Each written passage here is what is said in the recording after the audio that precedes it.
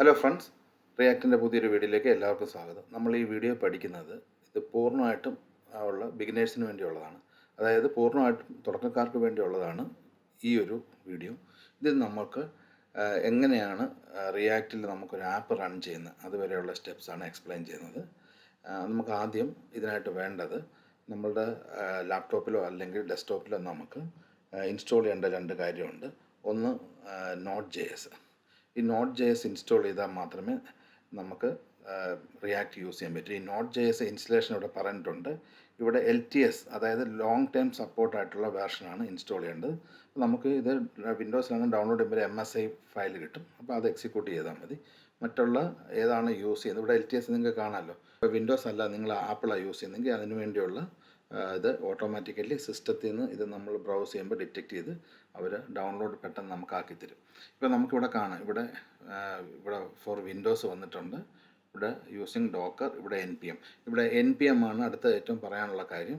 Node package മാനേജറിന് നമ്മൾ റിയാക്റ്റും അതുപോലെ തന്നെ നോഡ് JS ഇൻസ്റ്റാൾ ചെയ്യുമ്പോൾ അതിൻ്റെ കൂടെ വരുന്ന പാക്കേജ് മാനേജറാണ്. അതായത് നമുക്ക് ലൈബ്രറിയും മറ്റുള്ള കാര്യങ്ങളൊക്കെ ഇൻസ്റ്റാൾ ചെയ്യാൻ, ഇപ്പോൾ റിയാക്റ്റ് തന്നെ ഒരു ലൈബ്രറിയാണ്. അപ്പോൾ അത് ഇൻസ്റ്റാൾ ചെയ്യാൻ നമ്മൾ NPM കമാൻഡ്സിൽ കൂടെ വരുന്ന NPX ആണ് നമ്മൾ യൂസ് ചെയ്യുന്നത്. അതായത് നോട്ട് പാക്കേജ് എക്സിക്യൂട്ട് എന്ന് പറയുന്ന ആ ഒരു ഇത് കമാൻഡാണ് നമ്മൾ യൂസ് ചെയ്യുന്നത് റിയാക്റ്റ് ആപ്പ് ക്രിയേറ്റ് ചെയ്യാൻ. അപ്പം നമുക്ക് NPM വളരെ അത്യാവശ്യമുള്ളതാണ്.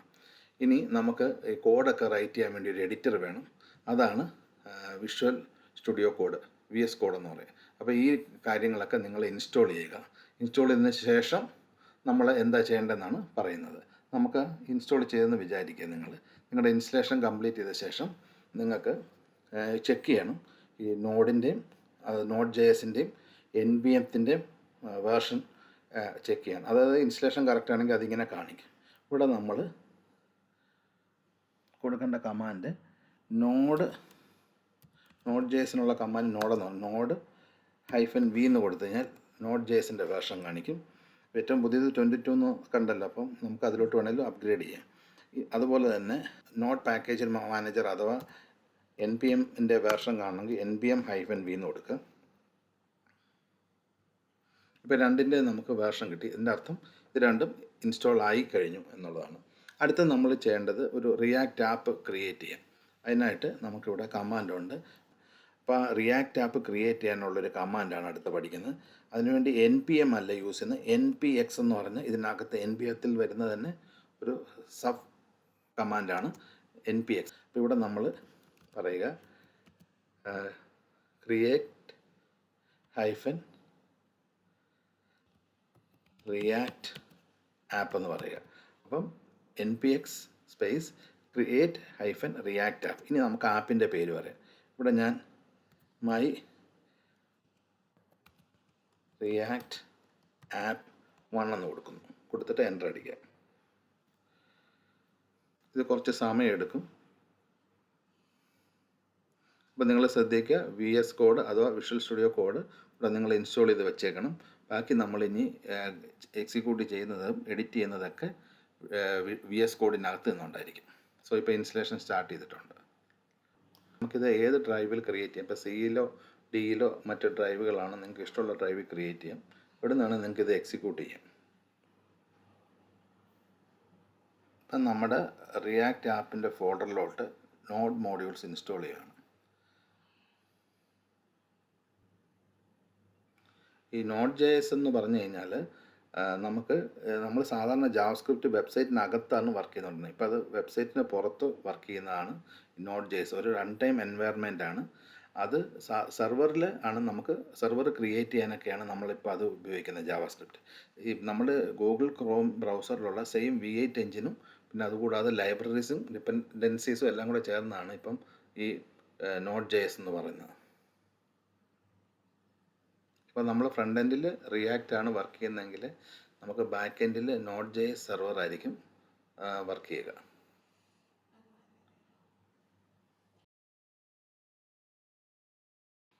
സോ നമ്മുടെ റിയാക്റ്റ് ആപ്പ് റെഡിയായി. ഇനി നമുക്ക് CD അടിച്ച് ആ ഫോൾഡറിലോട്ട് പോകാം. ഇവിടെ നമ്മുടെ ആപ്പിൻ്റെ പേര് മൈ റിയാക്റ്റ് ആപ്പ് 1 എന്നാണ്. അപ്പോൾ നമ്മൾ അതിലോട്ട് CD ചെയ്തു. ഇപ്പോൾ ആ ഡയറക്ടറിയിലാണ് നമ്മൾ നിൽക്കുന്നത്. ഇനി നമുക്ക് ഇവിടെ നിന്നുണ്ട് നമ്മുടെ വിഷ്വൽ സ്റ്റുഡിയോ കോഡ് എക്സിക്യൂട്ട് ചെയ്യാൻ അതിനായിട്ട് നമുക്കൊരു കമാൻഡ് ഉണ്ട് ഇവിടെ, കോഡ് ഡോട്ട് എന്നിട്ടാണ്. അപ്പോൾ നമ്മൾ ഏത് ആപ്ലിക്കേഷൻ ഫോൾഡറാണോ നിൽക്കുന്നത് ആ ആപ്ലിക്കേഷൻ ഫോൾഡറിൽ നിന്ന് കോഡ് ഡോട്ട് എന്നിട്ട് കഴിഞ്ഞാൽ നേരെ വിഷ്വൽ സ്റ്റുഡിയോ ലോഡ് ചെയ്തോളും.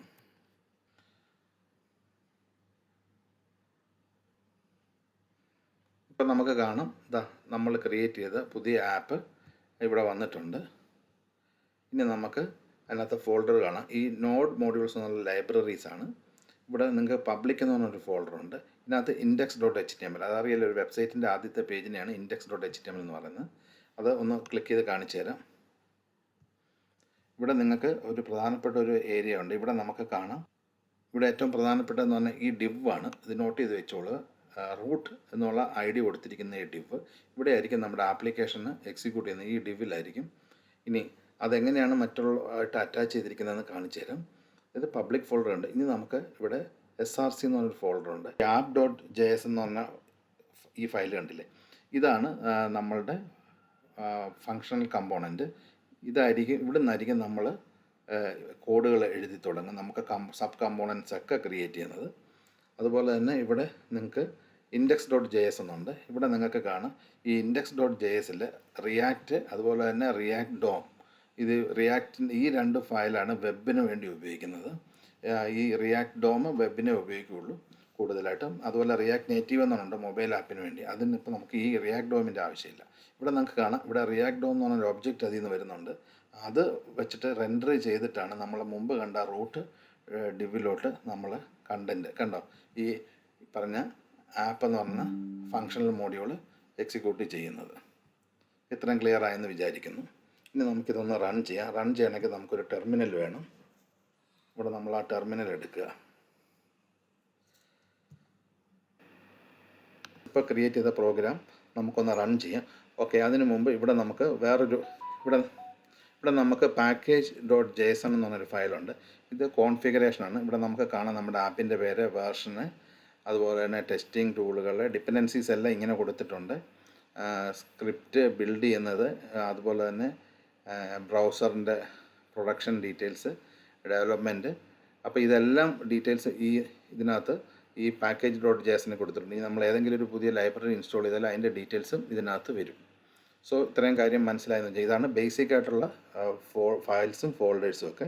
ഇനി നമുക്കിത് ഒന്ന് റൺ ചെയ്യാം. ഇവിടെ നമുക്ക് റൺ ചെയ്യണമെന്നുണ്ടെങ്കിൽ pm start എന്ന് പറയുക.